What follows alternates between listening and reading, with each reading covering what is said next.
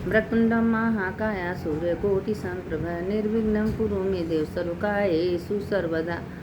मंगलम भगवान विष्णु मंगलम गरुड़ध्वजा मंगलम पुंडरीकाक्ष मंगलाय तनो हरि। देखिए, अब जो हम कथा आप लोग को भेज रहे हैं शिव से जुड़ी कथा है, शिव पुराण की कथा है। आप लोग प्रेम से सुनिए, दूसरों को सुनाइए, आप भेजिए, लाइक करिए, सब्सक्राइब करिए, करने से पुड़की भागी बनिए। देखिए, इसमें आपका पैसा लगने वाला नहीं है, आप थोड़ा सा खाली एक बटन दबाना है, उसको कर दीजिए। करने से क्या होता है कि आपके खाते में भी पुण्य जाएगा। कथा तो थोड़ा सुनना सुनाने का बहुत बड़ा महत्व है। थोड़ा सा आप लोग से बार बार कहते हैं चंचुला थोड़ा सा रास्ते में शिव पुराण सुन ली, उनका कल्याण हो गया।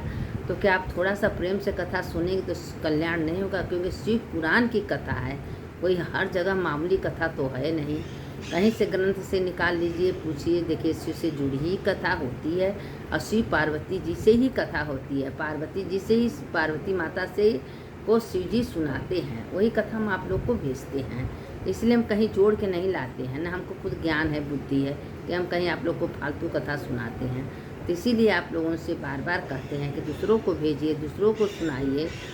तो देखिए, शिव जी पार्वती जी से क्या कहते हैं, क्योंकि पृथ्वी के देवता शिव जी हैं, हमेशा शिव जी पृथ्वी पर विचरण करते रहते हैं। कहते हैं, देखो पार्वती जी, दुनिया में लोग मन से तन से क्या कहते हैं, क्या सुनते हैं, क्या करते हैं, हम सब देखते हैं। आप शरीर से कुछ भी करिए, मन आपका कहाँ है, ये आप अपने आप को ध्यान दीजिए कि मेरा मन भगवान में है कि नहीं है।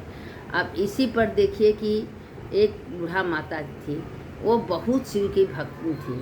वो कहीं भी रहती थी, शिव जी का गुण गाती थी, शिव जी का याद करती थी। लेकिन बहुत दिन के बाद उनको एक बेटा बहू हुआ था। लेकिन बेटा हुआ था, उनके बेटे को भी एक बेटा हो गया था। लेकिन वो बूढ़ा को कदर करती थी, कभी खाना पीना नहीं देती थी, रोज़ गाली देती थी, मारती थी, पीटती थी। एक दिन बूढ़ा को बहुत तेज भूख लगा था, वो 2 रोटी निकाल के खा ली और उसकी बहू क्या कि चिमटा लाल करके अपने सास से को दाग दी। वो छनछना गई, रोने लगी, क्या शिव बाबा, हम उस जन्म का कौन कर्म किए हैं, क्योंकि अपने पुनर्जन्म के कर्म से ही अच्छा बुरा कर्म हमको मिलता है। और किसी को की होंगी वैसा फल उनको भी मिला, और बहुत दुखी थी, लेकिन शिव की भक्त थी। अब शिव जी अपने भक्तों को तो भाई थोड़ा सा परीक्षा तो लेते न हैं, दुख देते हैं, लेकिन दुख के बाद भी सुख आता है। अब ऐसे करते करते क्या हुआ कि जब कोई काम करती थी तो उनकी बहू बिना सोचे समझे खूब डंडा मारती थी, पीटती थी। एक दिन घर से निकाल दी। उनका बेटा सब कुछ देख रहा था, अब बार बार कहता था, माँ दादी को कितना कष्ट देती हो। दादी तो भी घर के सदस्य हैं। जब बेटा बोलता था उसको मारने लगती, क्योंकि छोटा था, उसको उतना समझ में आता नहीं था। लेकिन वो सारे चीज़ देख रहा था, अपने करने का फल अपने ही सामने आता है। इसीलिए कहते हैं बुरा कर्म मत करिए। जैसा हम बोलेंगे, किसी को कहेंगे, वही शब्द घूम के मेरे पास आएगा। आज नहीं आएगा तो कल आएगा आएगा। हम किसी को गाली देंगे, किसी के बच्चे को उल्टे शब्द बोलेंगे या किसी को गलत शब्द, वही वो शब्द मेरे बच्चे के सामने आएगा। तो इसीलिए कभी किसी का निंदा, बुराई, चुगली किसी के बारे में नहीं कहना चाहिए, क्योंकि भगवान कहते हैं, ले तुम बहुत दूसरे के बारे में बोल रही हो ना, आज तुम्हारे सामने वही चीज़ जब आएगा तब कष्ट तुमको होगा, तब तुमको समझ में आएगा कि हाँ, इसका दर्द कैसा होता है। तो दर्द को सोच के कभी किसी को गलत शब्द मत बोलिए, क्योंकि आज हम किसी को गलत बोल रहे हैं तो हो सकता है वही गलत मेरे सामने उलट के आए। तो कभी नहीं बोलना चाहिए। अब कुछ दिन बीतते गया, बीतते गया, बीतते गया। बूढ़ा घर से चली गई, रोती रोती रोती रोती गई, दूसरे गांव में चली गई। और जहाँ गई थी वहाँ एक मोर मोरनी दोनों आपस में बात कर रहे थे। तो एक कौवा आया। कौवा कहा कि भाई, मेरे कोई स्थान नहीं है, कोई जगह नहीं है, हमको भी जगह दे दे। तो वो मोरनी एक आदमियों की आवाज़ में बोल रही थी। तो कहे कि पहले चलो देखो वो माता जी को क्या कष्ट है। माता जी जंगल में ऐसे बैठ के रो रही हैं पेड़ के नीचे, उनको लग रहा है भूख भूख लगा है। अब मोरनी उनके पास आई तो आपस में पूछ रहे, कहे तुम लोग भाई जानवर मेरे बात नहीं समझोगे, लेकिन आपस में कुल इशारा कर रहे थे, आप बोलिए हमको सब कुछ समझेंगे। अब वो मोरनी कहीं से कुछ लाती थी, बूढ़ा को देती थी खाने पीने के लिए। बूढ़ा कभी उसी जगह मन लग गया। अब कुछ दिन कौआ के संगे, मोरनी के संगे बूढ़ा रहने लगी।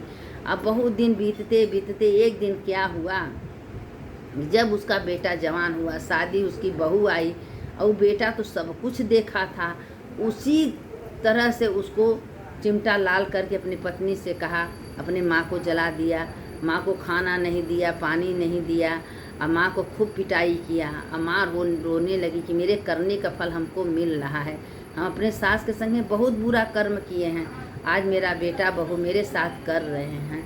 अब उसको जैसे जैसे वो बेटा देखा था उसी प्रकार से अपने माँ को अपने पिता के संगे उसी तरह व्यवहार किया, उसी तरह मारा पीटा, घर से निकाल दिया। कहा अब मज़ा आ रहा है, मेरी दादी के संगे तुम लोग इतने बुरे व्यवहार की थी, जब हम तुमको डांट रहे थे कि माँ दादी के संगे ऐसा मत करो तो तुमको समझ में नहीं आया, आज तुम्हारे संगे हो रहा है, तुमको कैसा लग रहा है। कहे बेटा अब हम समझ गए हैं कि अपने करने का फल अपने सामने आता है, आज मेरे कर्म का फल हमको मिल रहा है बेटा, क्योंकि हम तुम्हारे दादी के संगे बहुत बुरा व्यवहार किए हैं। तो कहें इसी तरह कहते हैं कि शिव जी सब कुछ देखते हैं, कम से कम किसी से मत डराइए, अपने कर्म से डराइए। भगवान कहते हैं, शिव बाबा स्वयं कहते हैं, तुम बड़ों से मत डराइए, छोटों से मत डराइए, लेकिन अपने कर्म से डराइए, तुम्हारा कर्म तुम्हारे सामने उलट के आएगा। बूढ़ा तो वहाँ जंगल में भोलेनाथ की कृपा से खूब मस्त होके रहने लगी।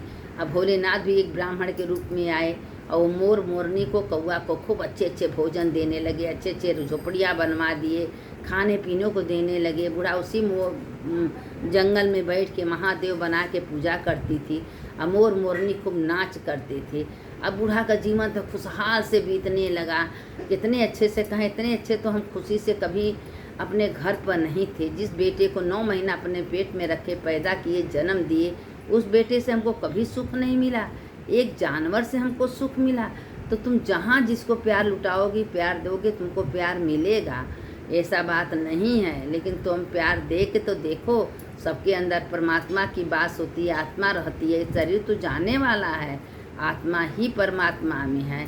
उस तो वो बूढ़ा एक मोर मोरनी जब पूछी माता जी से कि माता जी एक कहानी हमको कहे। कहें बेटा क्या कहानी कहें। एक उनसे बताने लगी कि एक मछुआरी थी, रोज़ मछली मारता था, रोज़ मछली मार के बेचता था और दूसरों को मछली बेचता था। सारे लोग मछली को खाते थे। तो उसके दिमाग में एक दिन आ गया कि जाके शिव जी से प्रार्थना करना चाहिए, शिव के मंदिर में हमको जाना चाहिए। हम रोज़ मछली बेचते हैं, मारते हैं, लेकिन पाप तो कर रहे हैं ना।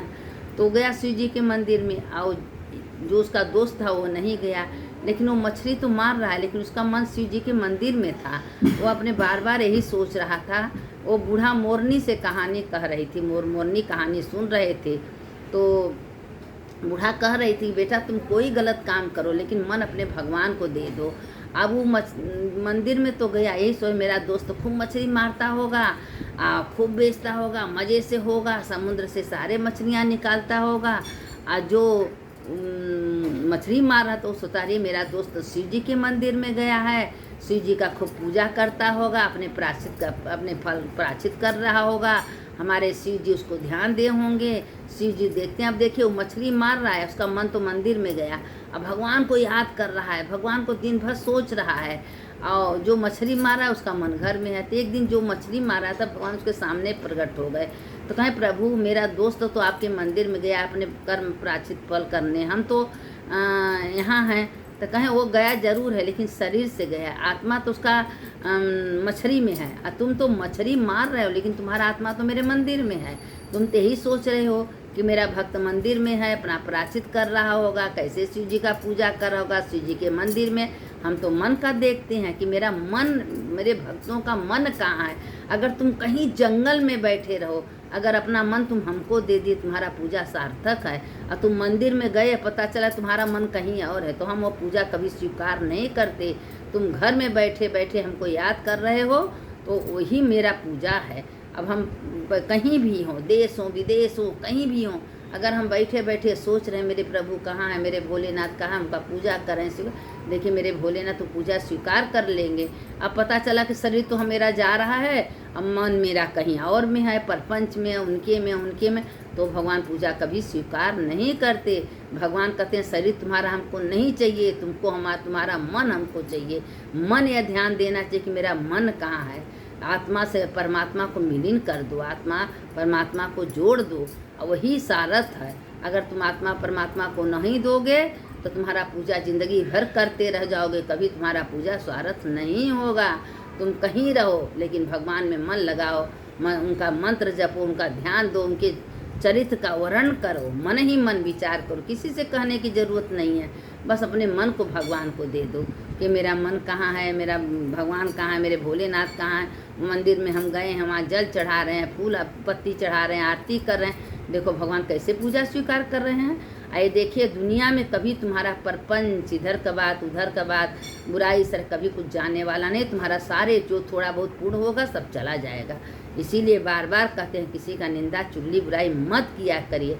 करना है तो भगवान के बारे में चर्चा करिए ना, क्योंकि घर में रहते रहते अपना उम्र मत फालतू गंवाइए, क्योंकि एक दिन शरीर जाने वाला है। तो हम कुछ परमार्थ करके जाए ना, कुछ भगवान को याद करके जाए ना। तो जो इस कथा को सुनता है उसके समस्त पाप तक काल नष्ट हो जाते हैं। ये आत्म तत्व का कथा है कि मैं कौन हूँ, किस लिए पृथ्वी पर आया हूँ। भगवान उसी को स्वीकार करते हैं। अगर भगवान के पास बुरे लोग जाते हैं ना तो उसका बहुत निंदा होता है। अब अच्छे लोग जाते हैं तो भगवान हाथों पसार के खड़े रहते हैं, आहा मेरा भक्त आ गया है, उसका स्वागत करते हैं लोग। सारे जो अप्सराएं हैं आरती करती हैं। बुरे लोगों का कोई इज्जत नहीं। जब यहाँ इज्जत नहीं है तो समझे भगवान की ये इज्जत नहीं है। अगर यहाँ तुम 100 गाली सुन रहे हो ना तो भगवान के 1000 गाली सुनोगे। तो इसीलिए कहते हैं कि तुम भगवान का चर्चा करिए, भगवान का नाम ले, उनके निधि उठिए बैठिए, जो उनके निधि करिए वही तुम्हारा सार्थक है। और तुम जो परपंच कर खाना बनाओ भगवान के लिए बनाओ, भोजन बनाओ भगवान। तुम्हारे घर में कोई है, सोचो मेरे घर में स्वयं शंकर पार्वती जी आए हैं, देखिए तुम्हारा पूजा होता है कि नहीं होता है। तुम्हारा मन तो कहीं और है और तुम्हारा शरीर कहीं और है, तो पूजा कभी भगवान स्वीकार नहीं करेंगे। इसके आगे कथा हम कल डालेंगे। जितना हम भेजते हैं उतने आप लोग सुनिए, दूसरों को भेजिए, दूसरों को सुनाइए, क्योंकि कथा सुनने सुनाने से बहुत बड़ा धर्म पूर्ण होता है। शंकर शंकर हर हर शंकर शंकर शंकर, जय जय शंकर मंगल भवन मंगल हारी, उमा जपत ही त्रिपुरारी। हर हर महादेव शंभो काशी विश्वनाथ, गंगे माता पार्वती संग। सुनने वाले की जय, सुनाने वाले की जय। जो सुनता है कथा उसका भी जय होता है, जो सुनाता है उसका भी जय होता है। हर हर महादेव, घर घर महादेव।